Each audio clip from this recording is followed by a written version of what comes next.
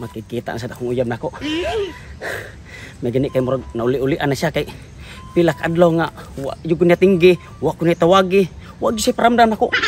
Kay pirti na gyud niya sukuan ako, kay pirti guro na akong pagka-ignorante ha. Nasuko siya maayo kay atong mga miaging mga simana. Mag-ana noon tami, ang problema kay ang akong gimidyasan akong tiil. Unya nalipay ko atong miaging simana pod kay ang akong gimidyasan ako ang patitin na gyud. Ang problema kay nasuko sa siya maayo kay wa mo kabalo kun unsay tsura anahang iyang kukumilat. Tunong tanan ko na unsay itsura anang kukumilat. Ingon man siya nga basta dunay balhibo mao na birahe. Sus, pwede na nung sukuha kaya nga ako dahil nakiyuran dahil. Ang iyang datong ilok dahil. Sa nubahana po nga. Kung masana ibtin niya, kung masana ibalbasi na iyang ilok po. Di nagtuo kung mauna to iyang kukumilat. Mauna karon nga. Kinahanglan din adyo ko masayo pa niya. Kaya niingon man siya nga. Makikita ko na siya na karon. Pero lasa lang ko nun yung pagkikita niya. Kinahanglan ko nga din adyo ko masipyat karon. Kuyawan sa ko. Kaya di ko ganahan nga. Mawa akong uyab na ko. Di ko ganahan nga. Magkabuwag mi. Mauna karon. I do my best. Kinahanglan din adyo ko masipyat, kinahanglan din adyo ko mapalpak para matilawan na gyud ako siya kay pila na mi kabuan. Wa pa adyo ko katilawan na iya ko kumilat kay sao man nga. Hindi laging ipakatao ta ignorante. Wa ta experience partig mga ingon anak nga smiring hoy. Karon nagpaabot ko siya nga to sonahan. Kinahanglan akong relax ko galingon kay para makatilon jud taon ko kumilat ay kay. Sus dugay jud kay ko nangandoy at guwang nako wa pa yo katilaw. Tuon ako siya kay klaro kay naghuwat na ron. Sapot-sapot na ba to? Ay, asa naman akong uyab nga ignorante, oy. Pertir ba na akong laguta atong miaging simana? Kay gimidyasan to niya iyang patitin. Pero akong ilok may gibirahan.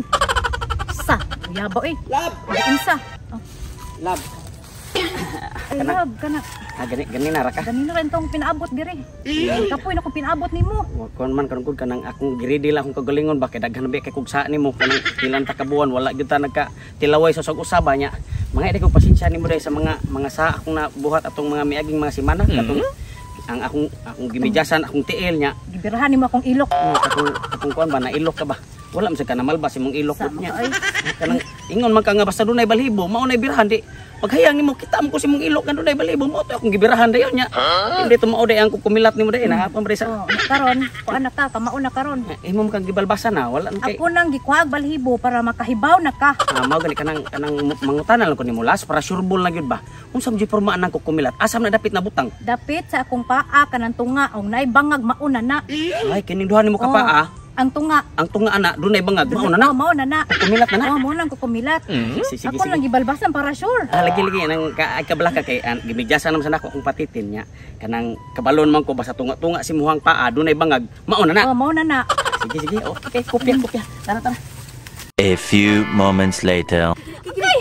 Mao man kani nay bangag. Dili man na mao. Ari ino ka nga tungas pa mao man kani. Dili lagi na mao lagi. Agoy. Mao mo katoy ka kanang mao pa kung birahan po. Dili man na mao.